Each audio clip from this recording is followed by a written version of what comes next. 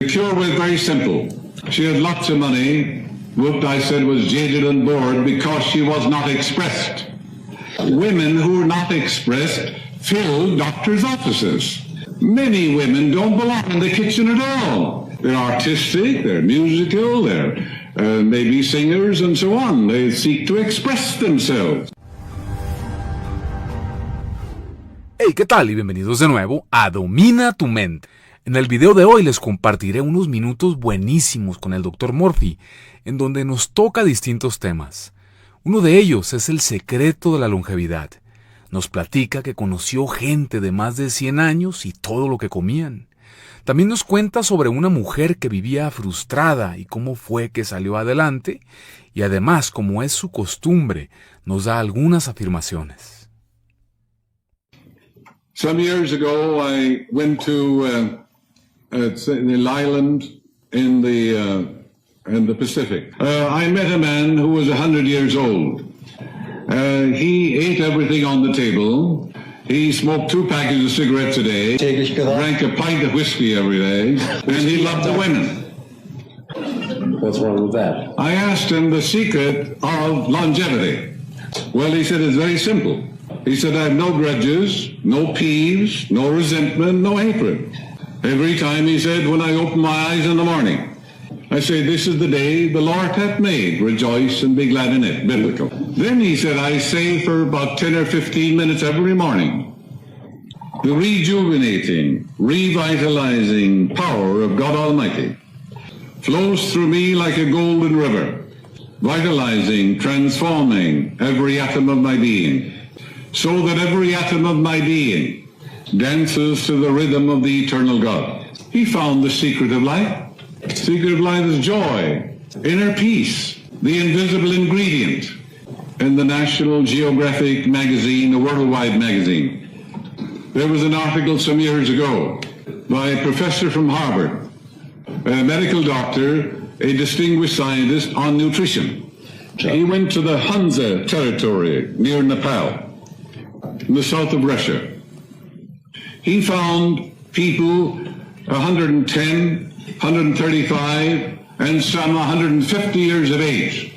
They all sit around the table, they drink vodka, all kinds of wonderful food, but he said their diet is contrary to all the laws of hygiene or diet that we know of in the Western world.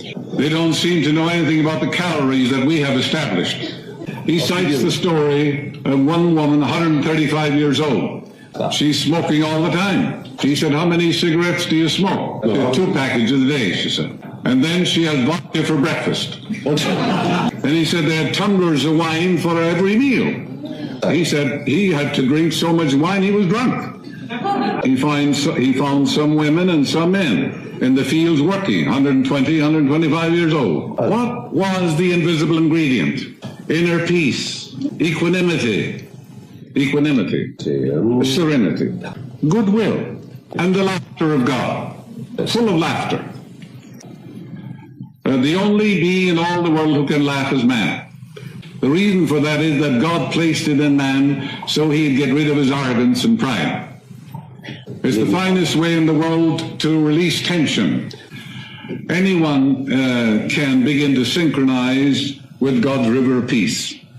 A wonderful exercise every morning would be the Psalms of God.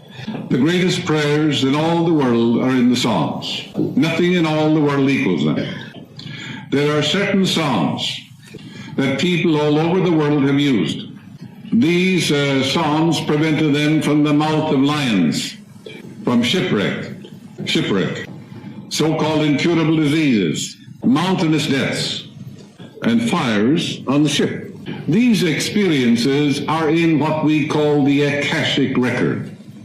Akashic record. It's universal subconscious mind. In other words, these experiences of people all over the world are recorded, impregnated, indelibly written in the subconscious mind of the world, universal subconscious.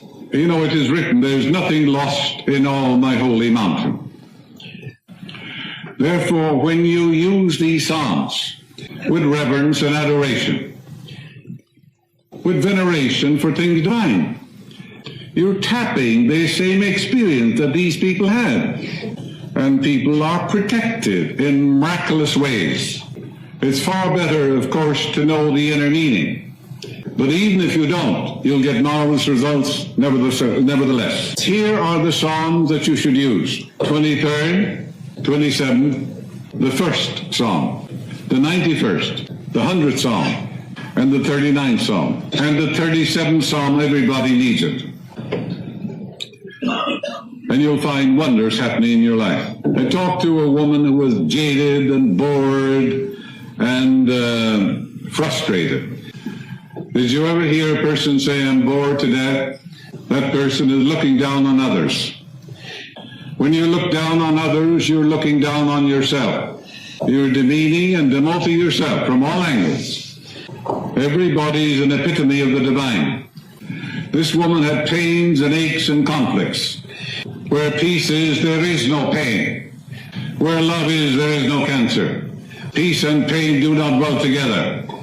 Harmony and discord do not live together. When you say divine law and order governs my life, you can't be on a train that gets wrecked. For the simple reason harmony and discord do not dwell together. You can't be in an old car that coughs and stops on the freeway. You can't be married to the wrong man, and you can't be broke. That's not divine law and order. You can't be frustrated, neurotic, or insane. It's heaven's first law. Your greatest prayer is divine law and order governs my life through divine love. Use it all the time. This woman's nerves, she said, were jangled. She was suffering from insomnia.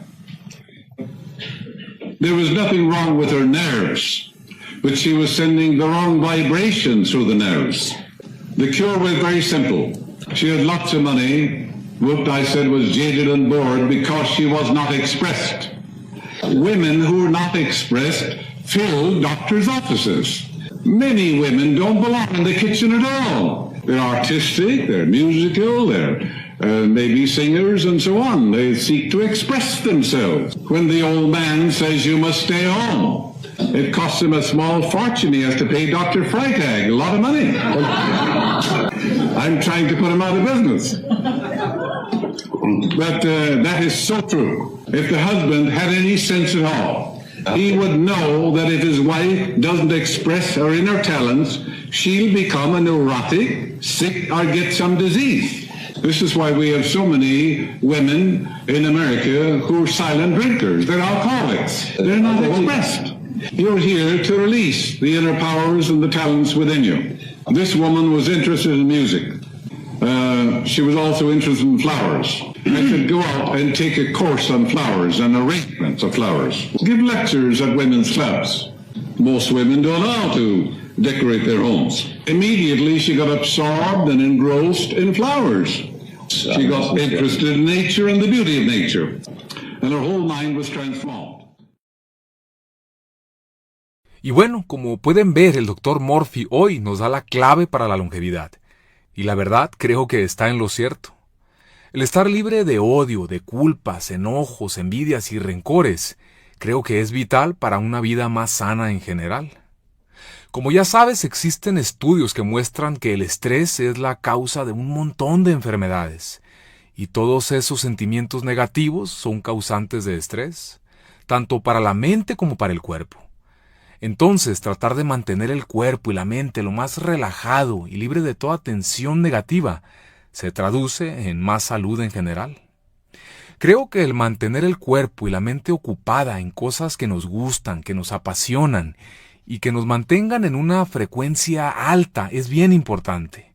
Al estar en esa zona, por así llamarla, podemos sentirnos más motivados, somos más creativos y productivos. Y creo que esto nos ayuda a encontrar nuestra misión en la vida y a expresar nuestro ser lo mejor que podamos. Así que encuentro esta lección y estas afirmaciones del Dr. Murphy muy viables para practicar todos los días, y espero que las hayas disfrutado. Así que sin más, desde Domina tu mente nos vemos en el próximo videoprograma. ¡Hasta pronto!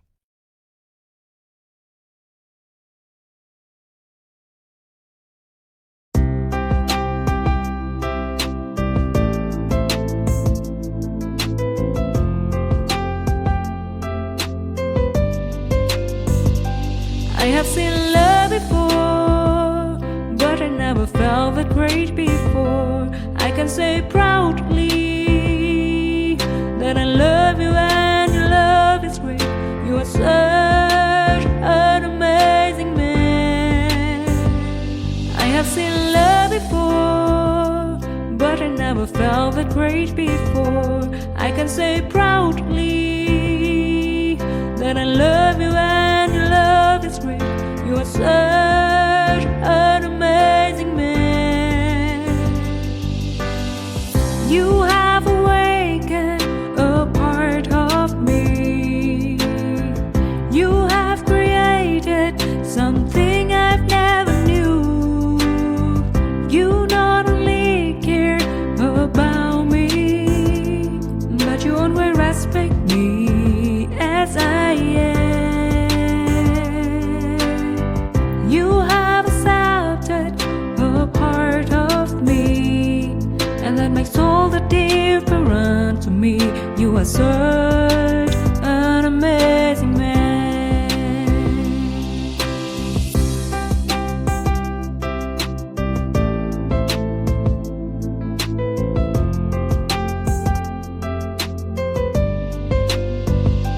I have seen love before, but I never felt that great before.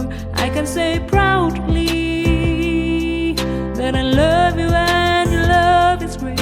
You are such an amazing man.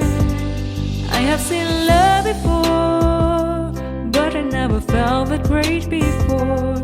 I can say proudly that I love you and your love is great. You are such an amazing man. You have awakened a part of me. You have created something I've never knew. You not only care about me, but you always respect me as I am. You have accepted a part of me, and that makes all the difference to me. You are such an amazing man. You have awakened a part of me. You have created something I've never knew. You not only care about me, but you always respect me as I am. You have accepted a part of me, and that makes all the difference to me.